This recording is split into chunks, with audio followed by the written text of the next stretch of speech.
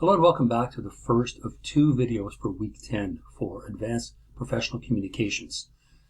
This week and for the remainder of the weeks, we're going to focus more or less on the research report, which you've now handed in your proposal for and are beginning to think more seriously about in terms of its structure and the ideas you want to present, the main thesis you already have. But for this set of slides, I want to look at the use of graphics.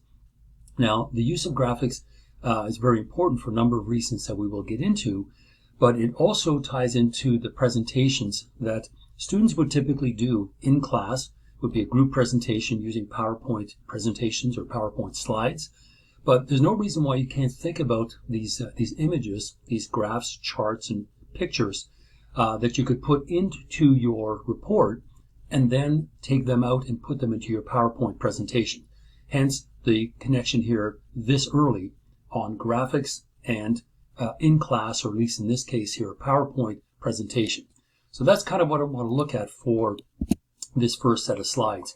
So really what we're doing is we're thinking about speaking and communicating visually, because graphics can be used in communication. That's a very simple idea. You've heard the expression, a picture is worth 1,000 words. That's very true. So if that's the case, then we could make one on behalf of visuals and visual representations in the world of communication. And that's what I want to think about and talk about here. Okay, so here's a pretty simple example. It's a fact sheet. And the question is, how has Fanshawe College itself fared in providing good full-time jobs in the local economy? And so it is a question, however small, at the very top of the page that is posted. And it breaks down that information visually into kind of two main ideas. And you see non-full-time faculty, 62%. Now, this was the case in 2010, 2011. It's changed a little bit. And versus full-time, which is 38%. So before anything else, you can tell, not even asking yourself why or what are the reasons for it, you can see that there are more non-full-time people than there are full-time. So that image is in your mind before you even begin to read. So it is an effective way to convey information, especially if the focus of your attention needs to be on the fact that there are more non-full-time staff at Fanshawe than there are full-time. So regardless, you still can say, no matter what the information is, statistically speaking, this is still a fact sheet. It has both visuals and textual information. And you ask yourself, okay, what message does this document convey? Well, very quickly, what it means is, although the number of full-time students has gone up, right, to programs and students up 20%, programs 27%, oddly enough, the number of full-time faculty to keep these programs going and address the needs of these new students seems to be going down. So without really reading this sort of small information over here, we're already seeing very quickly a situation that now we will need to get more information about. But that fact sheet is telling us that as the number of students increase and the number of programs increase, the number of full-time staff seems to be decreasing. Why is that? So that becomes the question you want to try to answer, or at least address in your in the text. But visually, that information is being broadcasted to you very quickly. Right? The students go up, number of students, programs go up, full-time faculty goes down. Why is that? So that is information that gets conveyed to us very, very simply. Now, you could write it down. You could simply say that, well, okay, the percentage is 62 to 38. It is what it is. But when you place that information in a pie chart, and a pie chart is usually 100%, right? A pie is from 0 to 360 or whatever you want to call it, 100%. When you want to show that something is disproportionate, one of the best ways to do it is using a pie chart, because that disproportionate amount, like that larger amount, and notice that it's in red, right? It's not two different shades of blue or green, such as, for example, imagine if it was like this, these two shades of green here. The impact would be slightly less than having bright red, right? Almost blood red. Non-full-time faculty, 62%. Highlighted in red in a pie chart versus blue which is non-full-time 38%. There are reasons why these graphs work, because they convey very quickly relevant information. Now, a pie chart is one of many different ways in which you can present information visually, because it is one way to do a number of different things. That's what I'm going to look at here. If you have a table, for example, you could show exact figures, exact amounts, whether it's percentages or weights or amount of money spent, whatever it may be. But when you want to show exact figures, a table is the best way to do it. And it will look something like what we saw right here. This would be a table right there, simple information. But here we want to go further, right? That pie chart really has an impact visually to the person looking at it. And so the pie chart, as I said, it's useful to see parts of a whole, the whole being 100%. And the way it's broken down, in this case, it's really only two different things, full-time and non-full-time, depending on the percentage. You will see that that pie chart is not 50-50. It's far from it. There's clearly fewer full-time staff than there are non-full-time. So depending on what you want to present, you have a choice. You have a choice between tables, which show exact figures.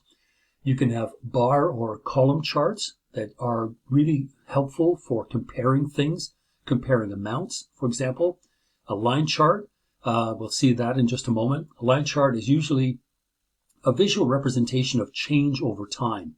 Let's say it starts at a particular year and it goes for 10 years, or the number of people. There's some sort of base rate, and that rate either goes up or it goes down, or it may stay steady. We don't know.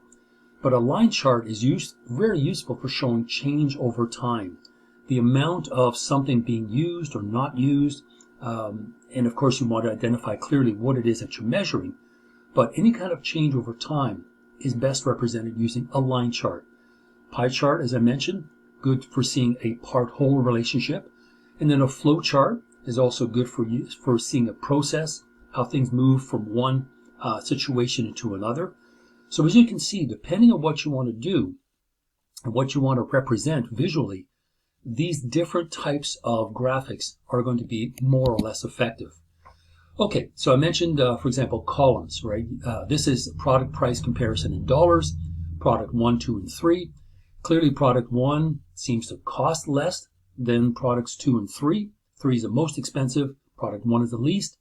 So visually, we can see very quickly, by way of comparison, what something costs, right? So whatever product 1 happens to be, it costs less. Could be 3 different kinds of cars, or 3 different kinds of cell phones, or laptops, or whatever. Doesn't matter. But product 1 clearly costs less, and visually, that's how you could represent it. Again, to go back to a pie chart, the breakdown of the whole, this is a pie chart of investments. Now notice here that these 2 shades of green, which of course are very similar to this, it's not alarming, right? It's not something that we need to really super worry about, because a person is looking at their investments and want to see where, what's going where. So equity funds is 70% of that person's investment, and 30% fixed income funds. So if you know what that means, it's basically equity, there's kind of high, mid, and low risk. There's also mutual funds, equity funds. All these kinds of things will matter depending on what it is that you're trying to do. But no matter what it is that you're trying to present, if you use a pie chart, it's always 100%. So what that means is these 2 amounts need to add up to 100, 70 and 30, 100%. Very simple. Now this is what's called an exploded 3D pie chart. This is pretty fancy. It's a different kind of pie chart, but in terms of its usefulness, it's kind of busy. There's a lot going on. And for example, in terms of color too, you have 3 different shades of green, 2 different shades of sort of crimson, brown, tan, ochre, whatever you want to call it. The more that pie chart is divided up, and here there's quite a few different slices, it becomes kind of hard to show what it is that you're trying to actually represent. So you can use one of those, but a 3D exploded pie chart can be kind of busy when you're trying to input a lot of information. Try to come up with maybe a different way to do this kind of thing. It's in this case, here in terms of marks. So you could maybe set up just a simple graph, right? But here when we're talking about, okay, so this is, A plus 7%, A 15%, B plus 11%. You could actually just make a column of that information. It would be likely easier to read because there's a lot going on there. So be mindful and be careful of using an exploded 3D pie chart versus just a regular pie chart that could be broken up into maybe, say, 3, maximum 4 different sections. And remember, they all have to add up to 100. I mentioned a graphics chart. This is a trending chart. This is, in this particular case, an 11-year span that maybe, it's a long period of time. It's over a decade. But if you're trying to show a change over time, this kind of a graph is excellent because here you've got year 1, 3, 5, of course, with little notch in between. So it'd be year 1, 2, 3, 4, 5, all the way through to year 11. And then here we are measuring. And again, I would caution against having 2 different shades of green. If one is pea green, the other is, whatever. So it's not forest green, but something else. Be careful with that. Try to have the colors different enough from one another that it's easy to pick up. So let's say you could have this being perhaps yellow, or keep it green, but make the other one something else, maybe red, or a bright blue. So here what we're looking at is an increase of bad grades, and over an 11-year period, the number 4 here rises up to 16.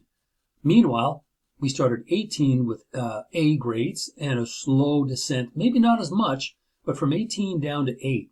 So that's a fair bit. That's roughly 10, but we go from 4 up to 18. That's a much higher climb.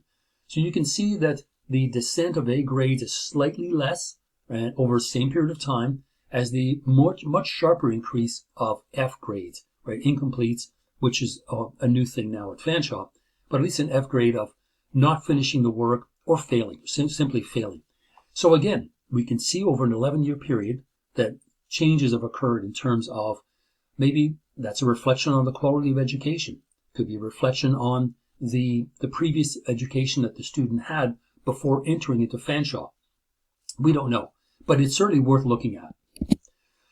So how do you make something like that? Well, you just open up Excel and you punch in information that is required, and you can choose how it's laid out. Here, the information in Excel ends up being basically just a graph, right? Products 1, 2, and 3 that we looked at a few slides prior. That's typically what it is. So you can make these very simply. But if you're comparing prices, clearly you don't want to use a pie chart because it makes no sense. But this kind of a graph, and when you're price comparing or comparing amounts, if you pay your hydro bill, for example, you'll see over a period of a year the amount of usage for hydro. I don't have a hydro bill laying around, but because I pay mine online. But we used to get those, or I used to get them, and there'd be an actual bar graph all the way across from whatever month that I'm paying, going back 12 months. So I could see, oh, okay, in the summertime, I seem to use slightly more because I'm using the AC. I've got a pool, pump going. I've got other things happening. Excuse me. And so there's got to be an increase. And the price will, of course, reflect that. It'll be higher. But over the winter months, because I'm using more gas heat and I'm not running all these things, the AC and so on, if my furnace is efficient, then my bar graph for the winter months should drop slightly.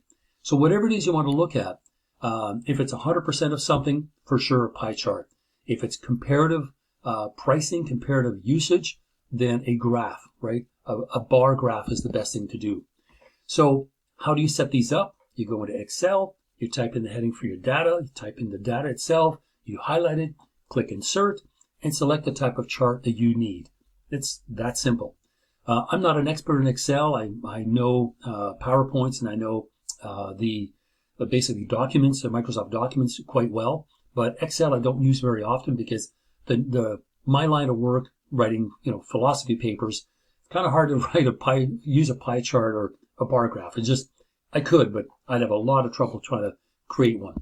Okay, so different graphs, right? Same data, same heading. You could set up here a pie chart of the bar graph that we set up.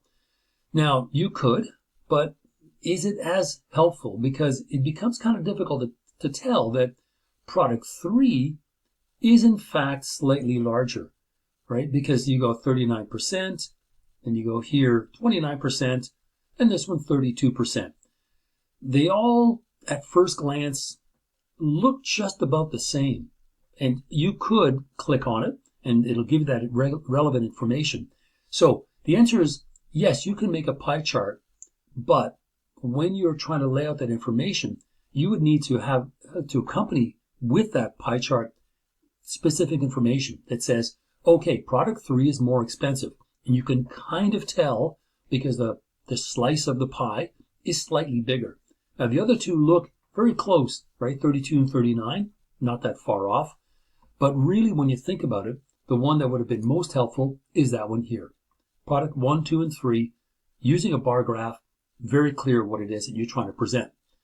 Okay, so you can have that information set up, but with a pie chart, you can break the pieces apart, or, which is this one, you can have it set up here where you do write down the information, but then do they add up to 100%? Well, not really. What you want to do is compare the amounts, right? The amount that something costs. And again, a bar graph, more so than a pie chart, is more effective because the differences between 32 and 39% are, at first glance, not as clear. So you could make a pie chart, but you want to make sure that it is effective, that people actually understand what you are looking at. So to summarize, there are different uses for different graphics. And we'll go over one more time. A table, which is what we just looked at, is useful for showing exact numbers and comparing amounts. So bar graphs, column charts, tables, those are good for comparing things, prices, usage, whatever it may be, and you're getting exact figures, 39.5% kind of thing. A line chart is good for showing change over time, or whether it's 11 years or 6 months or 20 minutes or whatever it is, but you want to show an increase or decrease of something over a period of time. Line chart is perfect. Pie chart, you want to show the parts of a whole of something that is the same, whether it's full-time versus non-full-time staff, number of students that take a certain type of course, and of course the common denominator will be, let's say, 100% of the population of full-time Fanshawe students. How many of them are taking business courses? There's a percentage. How many of them are taking electives? How many of them are taking sort of a general BA? And then you can break it down. But with a pie chart, make sure that it always adds up to 100. And then finally, a flow chart. They're useful for seeing a process over time. And you see change in movements because it is, in fact, following a flow of some sort or another. Okay, so that's it for graphics. And I want to just very briefly, because presentations are still several weeks away, but I just wanted to kind of introduce this firstly because of the fact that some of the questions here really matter both to the report and to the presentation. That's why I've left them in here. So some questions. You could be asking yourself, okay, what is the point of the project or the presentation? And that question needs to be answered no matter what it is, what form this presentation takes. So what is the point of the presentation? Well, it would be a summary of the main points that are in the project. But what is the main point of the project? Well, that would be answered by addressing your main thesis.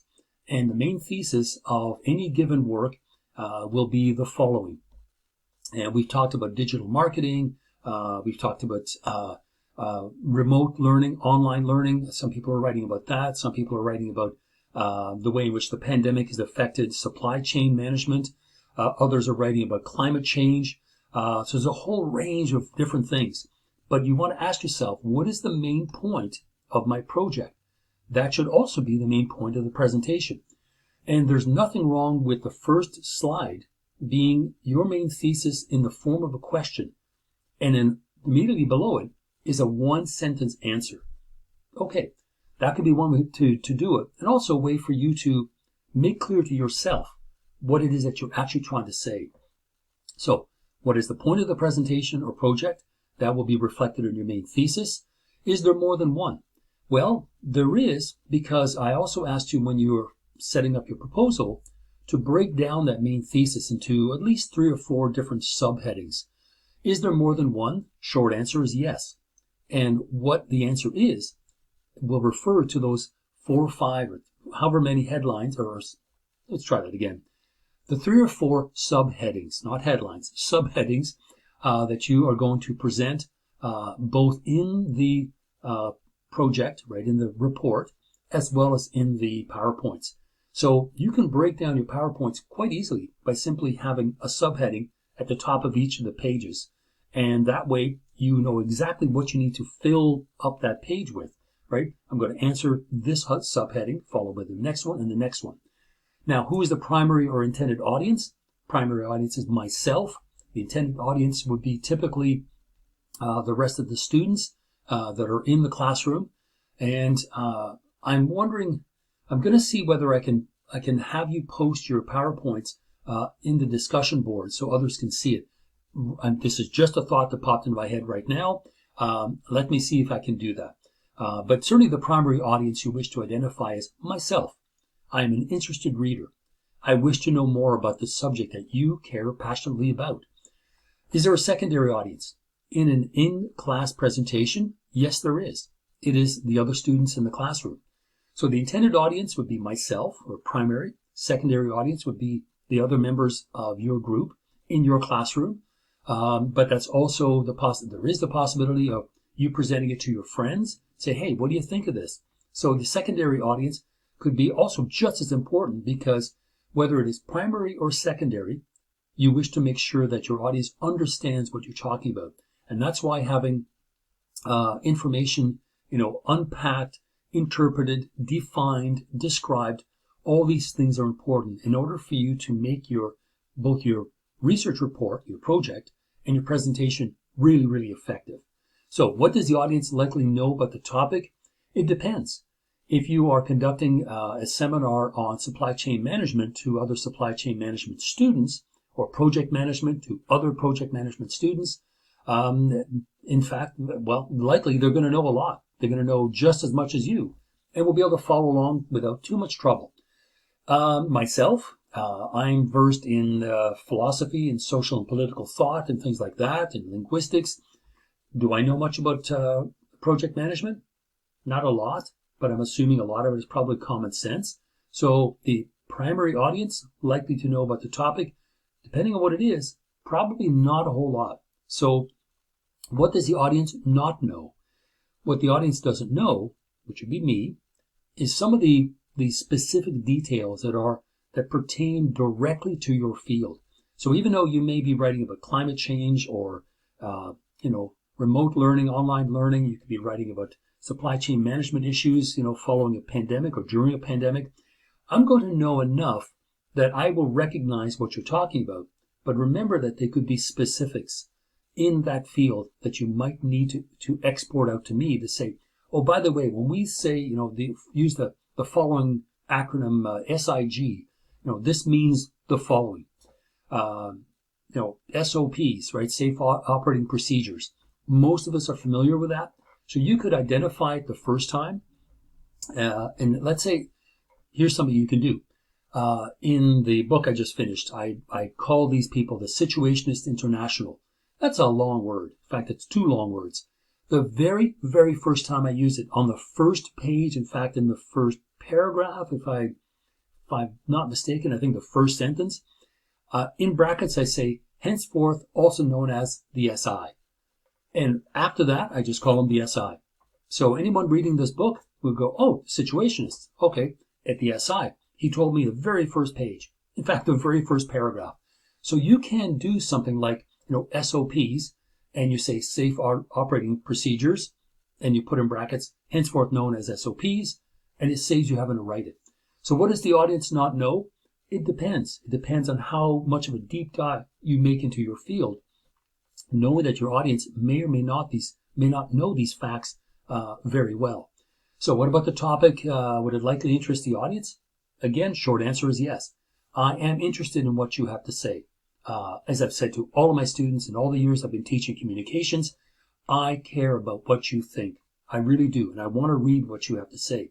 And I also want you to be able to write well, write effectively, write concisely, write to the point. My writing, right, has improved, I'd like to say, considerably, because I've had to teach, generally speaking, business students or people, individuals who are in applied sciences.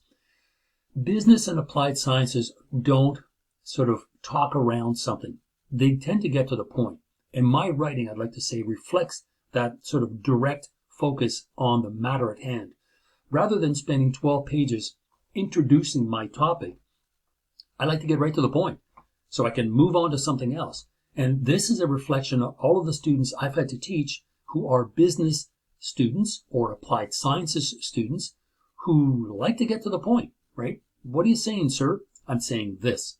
So what about the topic that would likely interest the audience? For me, lots and lots of things. I care about what you have to say, and I want you to present it to me in the most effective way possible. That's really about it. That's what matters with these questions. Okay, the organization of both the presentation and the project, because we're just going to wrap up here. Okay, so think of it this way. Once you've narrowed that topic down to a central point, a main thesis, you can go about organizing both the presentation and the project. So, the project I also mean as the report. So presentation, project, report, they're all essentially the same thing. The only distinction between the two is that the presentation is a PowerPoint slide. So here, it's very simple, but there's nothing wrong with doing it. And it is an effective way to write, which is the following. First, tell them what you plan on telling them about. Then tell them about it. And finally, tell them what you've told them. Now, I know it sounds stupid. It sounds almost simple-minded. But when you are writing, again, in my case, a book, or if you're writing sort of a substantial amount of material, there is nothing wrong with telling the reader, okay, we're about to talk about this. And then you talk about that. And then you wrap it up by saying, we have just presented, we've just made a short detour into something else because it's relevant. Here's why it's relevant. And then you move into the next section. Those could be considered transitional passages, transitional phrases, but there is nothing wrong with letting people know this is what we plan on doing. We're going to look at this. Then you do it.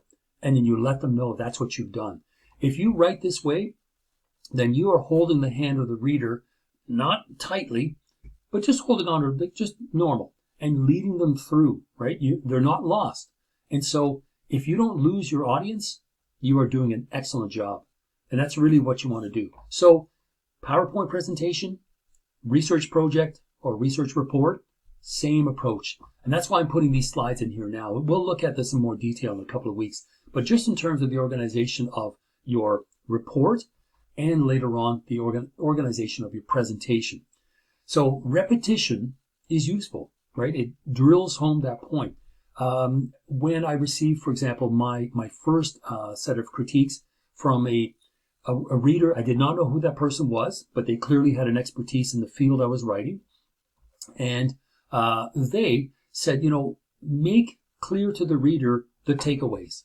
And what is the takeaway from this? And again, it's part of this. Tell them you're going to write about something, write about it, and then tell them you have. And there, tell them what you've told them. There you can sort of insert the key takeaway. The key takeaway here is the following. And there's nothing wrong with that. If you write like me, and or read like me, and there's my highlighter, if you do the same thing as I do, those are the sentences that I tend to highlight, where that person has told me what they have just said in summary form before they move on to something else. So repetition is useful. It's structurally sound. It's logical. It helps the reader along. And it allows the reader to follow the flow of thought, right? The logical flow from one idea to the next. So when you do that and you repeat something, a 5-paragraph essay, that's a very short one. That would be more of a reflection almost. But as you are writing your essay, your report, your project, whatever you want to call it, the main points should be repeated a number of times so the reader doesn't lose sight of it. There's nothing wrong with that. A really bad writer is someone that just literally just goes and they start writing, and you are literally lost in the thickets, right? Lost in this forest of language. And so the end result is they kind of lose sight of what the main thesis was to begin with, because they only heard it in the main the first paragraph, if they did at all. So repetition is good. It's structurally a good idea, and it is something that will make your writing just that much stronger. So as you are reading or your research material and you're thinking more about some things that you want to look at, you can start thinking about the title, right? And a good title is really effective because it gets to the point. Now, whether it's called group presentation, right? If you're talking about the PowerPoints, same thing. You know, you don't want to just call your paper title. You want to give it a title, an actual name. So think about that. There could be a sentence that you're just writing, and all of a sudden, oh, I like the way this sounds. Maybe you could use it for your title. It's up to you. The agenda, right? This is the overview. Now, in this case, we're talking about slides, but your title page slide, think of your title page period. How do you want to structure this information? So the list of objectives, right? The 4 or 5 subheadings, you might want to call them. That's the agenda, right? That's what you want to look at. So if you have it clear in your mind, the group presentation or the individual presentation in this particular case for this year, because it's remote learning, the agenda you could put on the second page. Right? Literally the second page, you tell the person in your introduction what you're going to do, the order in which you're going to do it, and then you import that into your PowerPoint slide. The second slide is your agenda. Here are the things we're going to look at. So that's again, tell them what you're going to do. Nothing wrong with that. Visuals, this is what I want you to start thinking about if you need to use visuals. And I'm not saying that every single project or report must have visuals. You don't. But if you can work them in at some point in your report, that's great. They need to be relevant, of course, and they also need to be cited.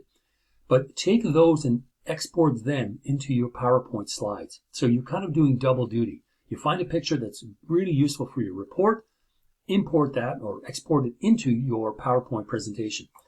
Timing, this is more a specific thing in terms of the PowerPoint presentation. I'm looking for between 5 to 7 minutes for you to present your main ideas. So think, 5 to 7 minutes is not a long time. You can present that information in a very succinct kind of way and be able to do the entire thing. The voicing, here I try to sort of raise my voice a little bit or add emphasis to certain words. The worst thing you want to do is present it very monotonously and sort of in a very monotone kind of voice. You don't want to do that. So you can practice voicing and stressing certain words, emphasizing certain words. You can use pauses that are really effective, but voicing really goes a long way to allowing students to remain engaged, right? To really kind of clue into what you're saying. Strange words and names, practice those ahead of time because they can catch you off guard, especially if you're thinking about it for the first time. You don't want to do that in real time. So practice those strange words and pronunciations. See, I just did it. And that will make everything just that much easier. Your graphics, again, that's important. Be able to export them out of the report into the PowerPoint slides, making sure that they are relevant to both. And they are always helpful in a visual presentation, which is essentially what a PowerPoint presentation is. But consider those for your report as much as possible. Now, just like the voicing, the body is also important. Now, in this case, I'm going to expect you to just set up a PowerPoint presentation much like this. So here I am down here in the corner there, and I'm using Screen-O-Matic. It's a free download, very simple to use. As long as you have a camera and a microphone, you can use the camera that's built into your laptop, and away you go. And you can make that presentation quite easily. So your voice and your body, here I'm just kind of sitting in my chair and I'm looking into the camera, and that's really all you need to do. And occasionally I'll look down at the PowerPoint slide to remind myself what I need to say, and then I carry on. So 5 to 7 minutes shouldn't be too difficult for anyone to do because it's kind of a straightforward thing. run through it a couple times before you record it. And also too, with Screen-O-Matic, if you want to pause, you can hit the pause button and you can take a drink of water, right? You want your water right here. Do whatever you need to do to make yourself comfortable. Now, the Q&A is something we won't be able to do because we're not in class, but consider that in the future, if you are doing PowerPoint presentations, either in a classroom setting or in a boardroom, there should always be time for Q&A, right? Questions and answers are always going to come up, and individuals will want to get some details.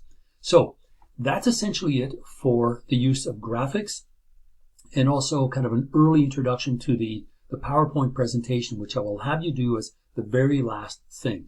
And it is worth marks, but these are going to be between 5 to 7 minutes, 8 at the very, very most, because you should be able to summarize it in that length of time. And that's kind of the trick, right? Because you're going to write, let's say when everything's all said and done, between 5 to 6 pages, right, of material.